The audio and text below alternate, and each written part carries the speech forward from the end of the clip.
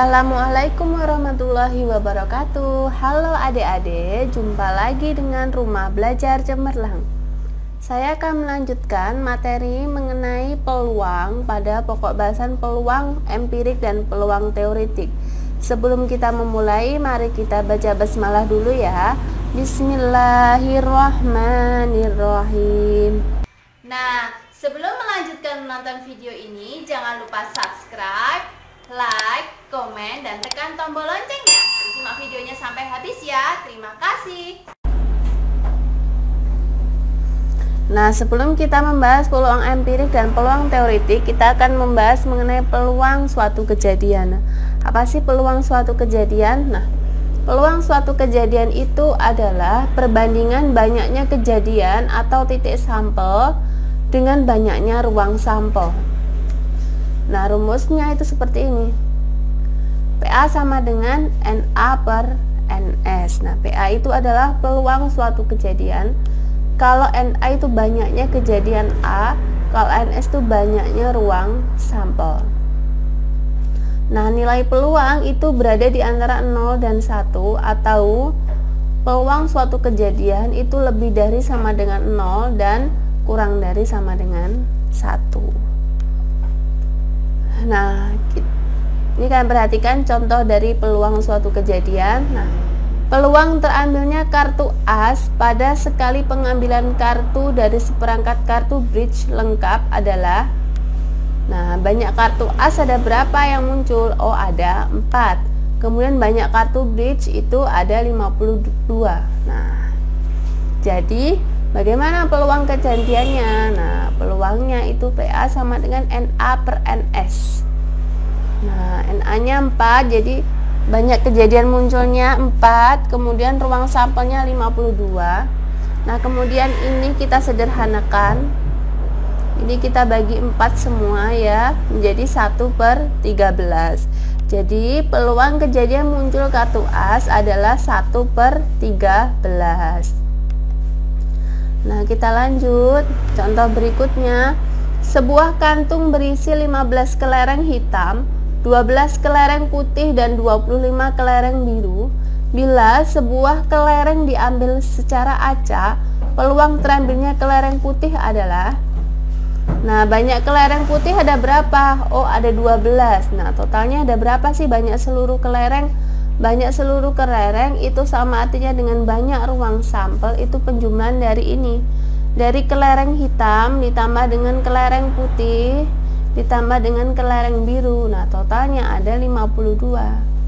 Maka peluang terambilnya kelereng putih itu ini PA sama dengan NA per NS. Nah, jadi 12/52. Kemudian ini kita sederhanakan, kita bagi dengan 4 semua, jadi 3/13. Nah, maka dari sini peluang terambilnya kelereng putih itu adalah 3/13. Nah, maaf, ini seharusnya peluang terambilnya kelereng putih ya.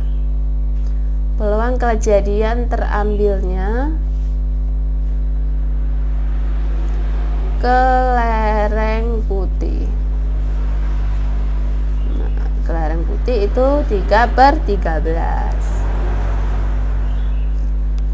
Nah, di sini ada lagi, tentukan peluang munculnya mata dadu yang berjumlah 8 jika dua dadu dilemparkan bersama-sama. Nah, dua dadu, kalau dua dadu berarti nanti ruang sampelnya ada 36. Kalau yang berjumlah 8 yang mana? Nah, titik sampel itu yang berwarna merah. Nah, ini. Nah, yang ini.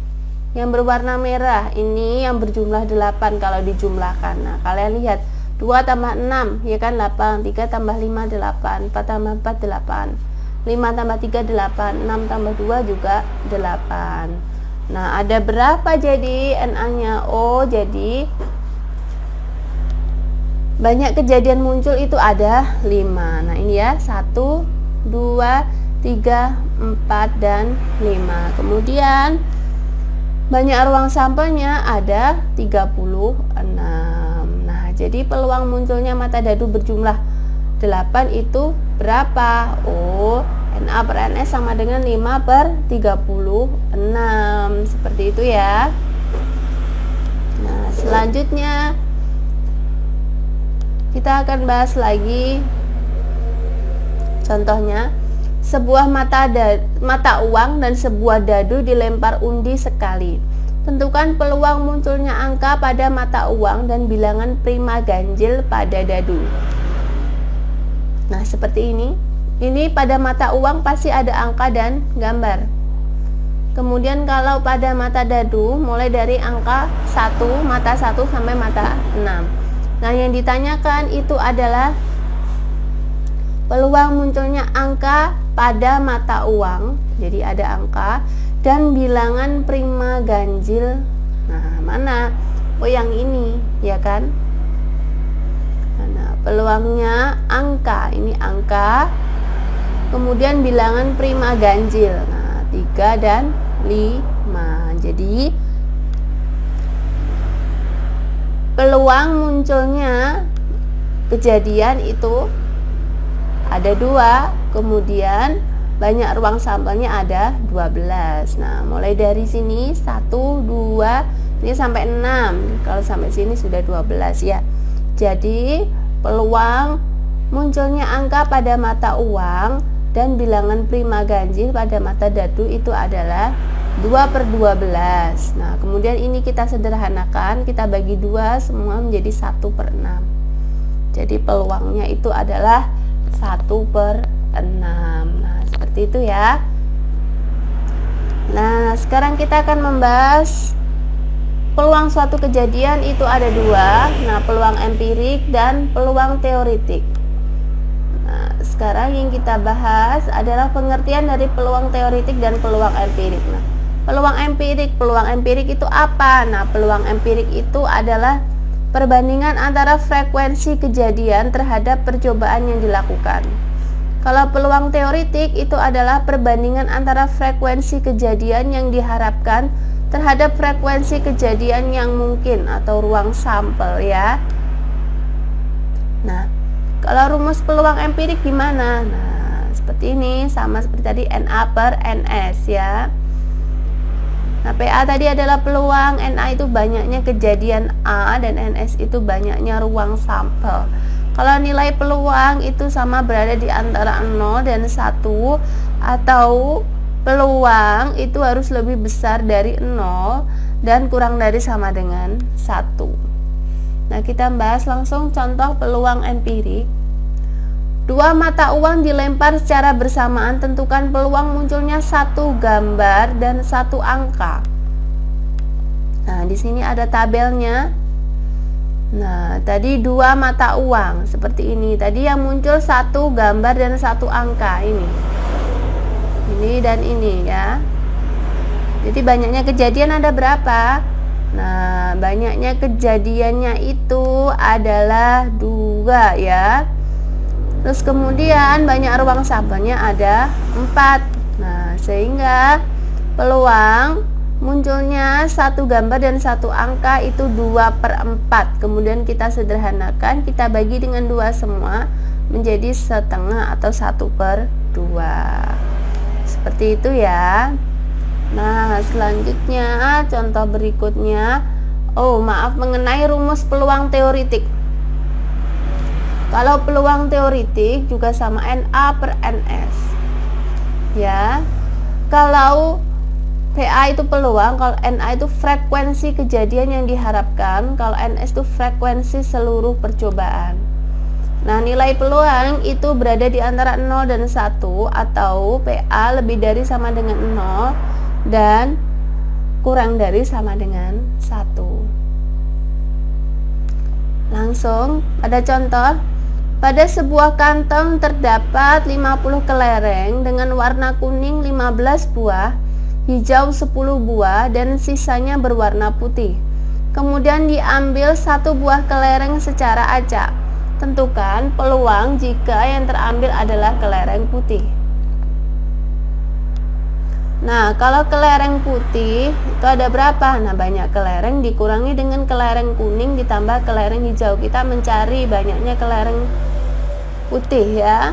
Nah, ini tadi banyak kelereng kan ada 50, kelereng kuning ada 15, kelereng hijau ada 10. Jadi 50 dikurangi 15 ditambah 10 sama dengan 50 dikurangi 25. Jadi kelereng putih jumlahnya ada 25. Nah, sehingga frekuensi kejadian yang diharapkan itu ada 25. Kalau frekuensi seluruh percobaan itu adalah 50.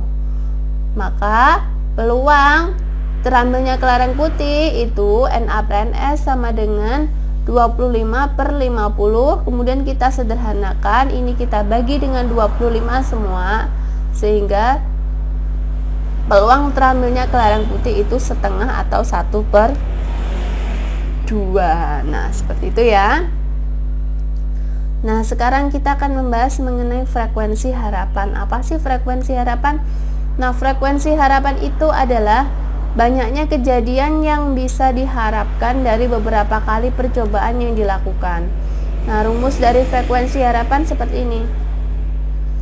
Ini frekuensi harapannya itu N dikali PA. N itu apa sih? Nah, kita bahas dulu FA itu frekuensi harapan A. Kalau N itu banyak percobaan yang dilakukan. Kalau PA itu adalah peluang kejadian A ya. Nah, langsung kita bahas pada contohnya. Dari 60 kali pelemparan sebuah dadu, maka frekuensi harapan munculnya mata dadu faktor dari 6 adalah. Nah, mata dadu, sebuah mata dadu itu sampelnya semestanya itu dari 1 sampai 6 ya kan. Jadi banyak ruang sampelnya itu ada 6. Kalau faktor dari 6 itu siapa saja? Oh, faktor dari 6 itu 1, 2, 3, dan 6. Sehingga peluang munculnya kejadian itu adalah 4 ya kan. Nah, sehingga peluang munculnya itu adalah Na per Ns sama dengan 4 per 6. Kemudian ini kita sederhanakan, kita bagi 2 semua, sehingga peluang munculnya kejadian itu 2 per 3. Nah, setelah itu baru kita mencari frekuensi harapannya, N dikali PA. N nya berapa? Oh, N nya itu adalah 60 kali.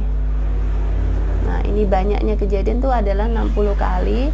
60 dikali 2 per 3 berapa? Oh, 40 kali. Nah, jadi frekuensi harapan munculnya mata dadu faktor dari 6 itu adalah 40 kali.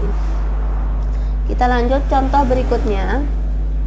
Dari 900 kali percobaan lempar undi 2 buah dadu bersama-sama, frekuensi harapan muncul mata dadu berjumlah 8 adalah. Nah, yang berjumlah 8 tadi yang ini ya kan.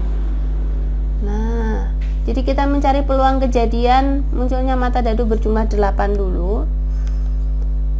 Nah, ruang sampelnya ada 36. Kemudian banyaknya kejadian A ada 5. Sehingga peluang munculnya itu 5 per 36. Baru kita mencari frekuensi harapan.